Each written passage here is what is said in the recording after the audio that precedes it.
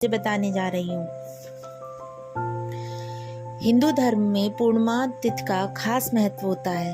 अश्विन माह की पूर्णिमा को शरद पूर्णिमा के नाम से जाना जाता है।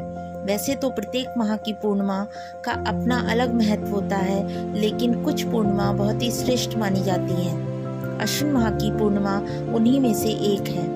चंद्रमा इस दिन पृथ्वी के अति निकट होता है। कहा जाता है कि इस दिन आकाश से अमृत वर्षा होती है। साथ ही इसी दिन से सर्दियों का आगमन भी माना जाता है। शरद पूर्णिमा का दिन माँ लक्ष्मी को समर्पित होता है। इस दिन रात के समय माँ लक्ष्मी भ्रमण करती हैं और अपने भक्तों को आशीर्वाद देती हैं। ऐसी मान्यता है कि शरद पूर्णिमा के दिन माँ लक्ष्मी की पूजा से साल भर तक धन की देवी माँ लक्ष्मी की कृपा बनी रहती है। अब जानते हैं शरद पूर्णिमा 2022 का मुहूर्त। अश्विन माह के शुक्ल पक्ष की पूर्णिमा तिथि 9 अक्टूबर 2022 को सुबह 3:41 से शुरू होगी। ये तिथि अगले दिन 10 अक्टूबर 2022 को सुबह 2:25 पर समाप्त होगी। इसीलिए शरद पूर्णिमा 9 अक्टूबर को मनाई जाएगी। शरद पूर्णिमा की पूजा विधि।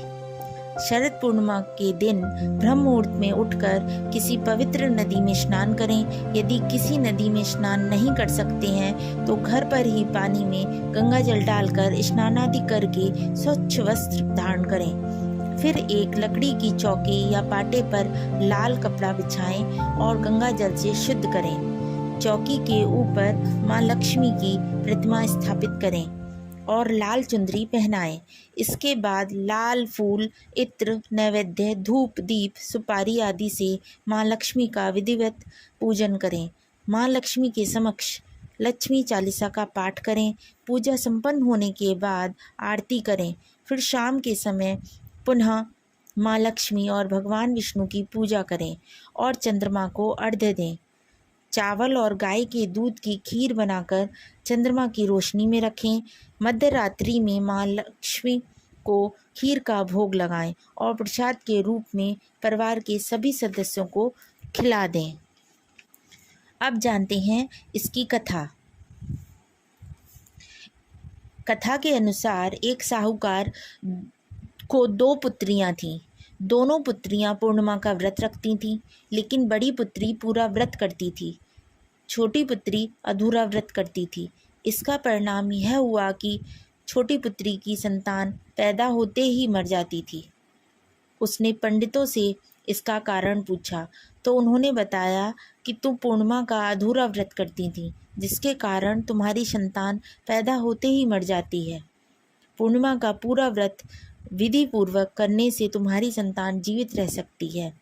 उसने पंडितों की सलाह पर पूर्णिमा का पूरा व्रत विधि पूर्वक किया।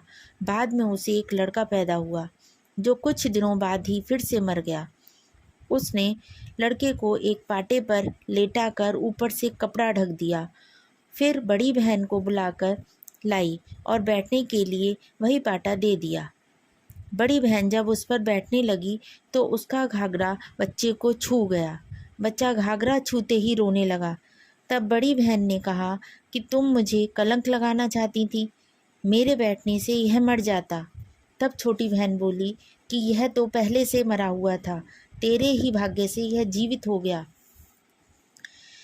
तेरे पुण्य से ही यह जीवित हुआ है। उसके बाद नगर में उसने पूर्णिमा का व्रत पूरा करने का ढिंढोरा पिटवा दिया।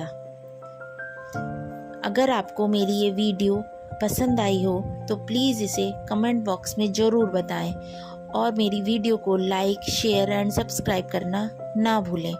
Thank you for watching my video.